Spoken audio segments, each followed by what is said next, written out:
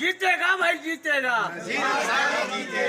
इंकलाब जिंदाबाद, नजीर भाई जिंदाबाद, नजीर अंसारी जिंदाबाद। आपके चैनल का तहे दिल से शुक्रिया अदा करता हूं कि आप चल करके हमारे घर तक इस सुदूर देहात में आकर के इंटरव्यू लेने का काम किया। इसके लिए मैं तहे दिल से शुक्रिया अदा करता हूं।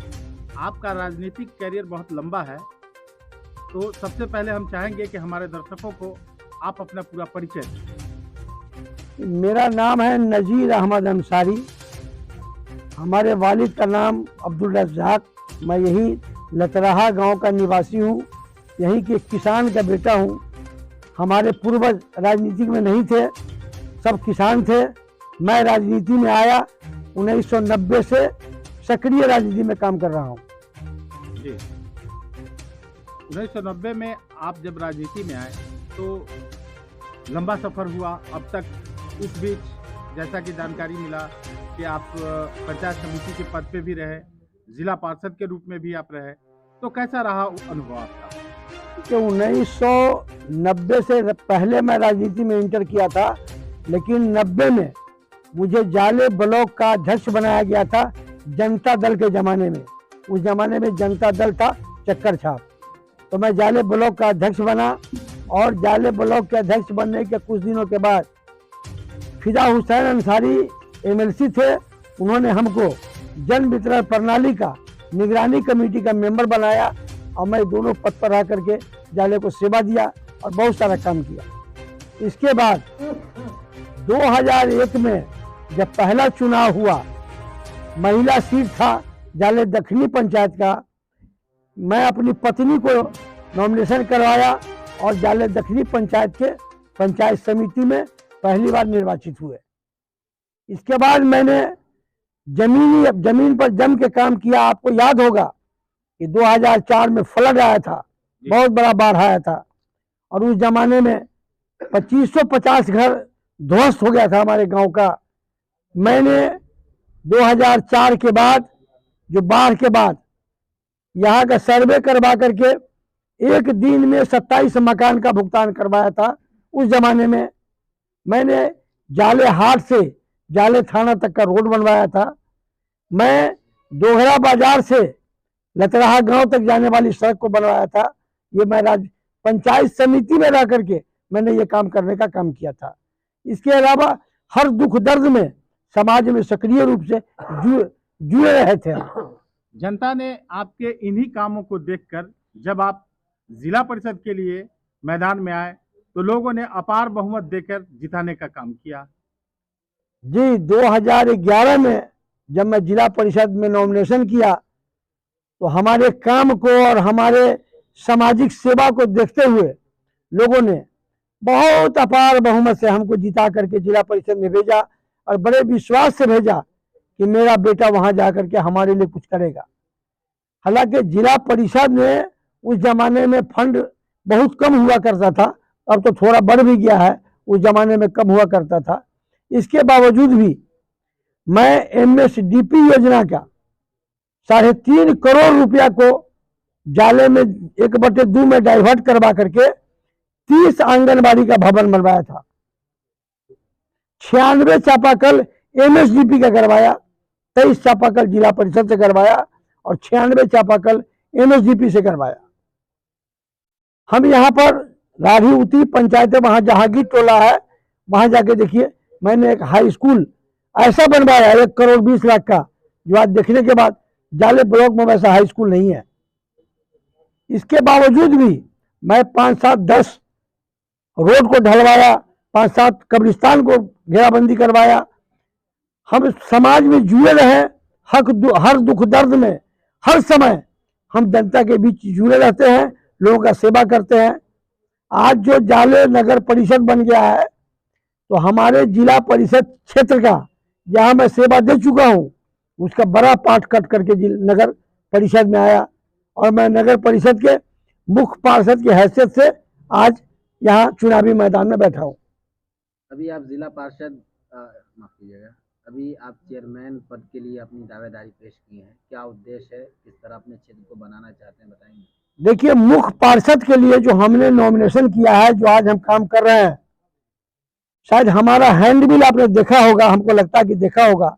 हमारे हैंडबिल में 15 सूत्री कार्यक्रम लिखा हुआ है। वो 15 सूत्री कार्यक्रम हमने जनता को दिया है कि जब जिला परिषद थे तो हमने बाहर से पैसा डाइवर्ट करा के आपका काम किया। अगर मुझे चुन लेते हैं, हमें सेवा करने का मौका देते हैं, जिसका मुझे पूर्ण विश्वास है कि हमारी जनता हमको मौका देगी, तो मैं 15 सूत्री कार्यक्रम आज जनता के सामने रख दिया हूं। और सबसे पहले मैं ये 15 सूत्री कार्यक्रम पर अमल करके इसको जमीन पर उतारने का काम करूंगा। इसमें से मुख्य काम कुछ बताना चाहेंगे, क्या क्या करेंगे अगर जीतते हैं तो? जैसे कि सबसे बड़ा प्रॉब्लम अभी जो है समाज के अंदर, वो बेघर लोग जो है। हुआ क्या है कि छोटी छोटी आबादी में आप चले जाइए तो 10 धूर जमीन है, 5 धूर जमीन है, 12 धूर जमीन है, 3 भाई है, 4 भाई है, उनके पास रहने का घर नहीं है। हमारी सरकार वो उन बेघर लोगों के लिए 3 डिसमिल जमीन दे रही है। मैं जब जिला परिषद में नगर परिषद में मुख्य पार्षद की हैसियत से चुन के आऊंगा तो सबसे पहले 2500 वार्ड में हम मीटिंग करवा करके, शिविर लगवा करके बेघर लोगों को 3 डिसमिल जमीन दिलवाने का कोशिश करूंगा अपने सरकार से, जदयू की सरकार से। पहला काम तो ये है। दूसरा काम है कि सबसे बड़ा प्रॉब्लम है कि हमारा छठ त्योहार जो होता है, जो मिथिला का मेन त्योहार है छठ त्योहार, उसमें पोखरी के घाट में हर समय सफाई करना पड़ता है, जगह बनाना पड़ता है, पूजा होता है, फिर ध्वस्त हो जाता है।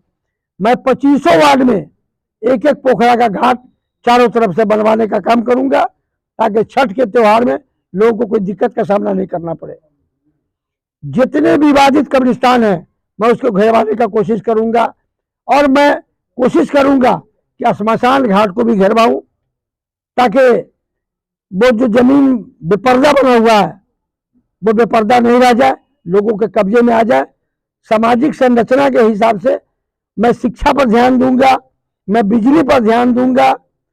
मैं ये भी कोशिश करूंगा, अपनी सरकार से प्रस्ताव भेजूंगा कि बिजली का बिल जो है, जो बिजली का मीटर उठता है, बिल उठता है, उसमें 25% का सब्सिडी हमारे जाले नगर परिषद में दीजिए। आपने पूरे इंटरव्यू के दौरान कई बार इस बात का इस्तेमाल किया, मैं अपनी सरकार। तो क्या वर्तमान सरकार के किसी पद पे आप हैं क्या? हाँ, मैं जनता दल यू में बिहार के अल्पसंख्यक प्रकोष्ठ के प्रदेश के उपाध्यक्ष हैं, और चूंकि काम करते आ रहे हैं, एक आदत सी बनी हुई है जनता का सेवा। सूत के उठते हैं उस समय से लेकर सोने के वक्त तक हमारे सामने जो भी समस्या आता है, हम जिस पद पर रहे जा रहे हैं, जनता का काम करते हैं। मेरे पास कोई काम नहीं है सिवा जनता का सेवा करने का। हमारे सारे बच्चे जॉब में हैं, सब पढ़ लिख करके जॉब में चले गए हैं।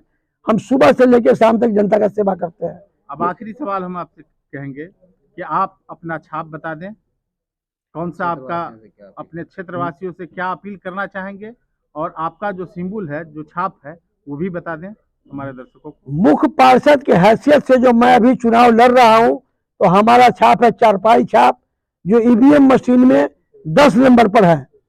मैं अपने जाले नगर परिषद के तमाम लोगों से गुजारिश करता हूं, आग्रह करता हूं, अनुरोध करता हूं कि 10 नंबर पर बटन दबा के चारपाई छाप पर हमें सेवा करने का मौका दीजिए। मैं कोशिश करूंगा कि किसी जगह से आपको शिकायत का मौका न मिले, और हमें पूर्ण विश्वास है कि हमारी जनता हमको चुन करके सेवा का मौका देगी। अब आपके अपने ही शहर पुपरी में खुल गया गैलरी हाउस का दूसरा branch, gallery house mobile and electronic showroom, जहां आपको मिलता है आपकी मनपसंद का हर कंपनी का मोबाइल, हर कंपनी का इलेक्ट्रॉनिक का सारा सामान। जी हां, Bajaj finance, TVS finance, home credit, पेनलैब, DMI कंपनी की तरफ से आपको मिलता है मात्र 0% ब्याज दर पर आसान किस्तों के साथ मोबाइल और इलेक्ट्रॉनिक का सारा सामान।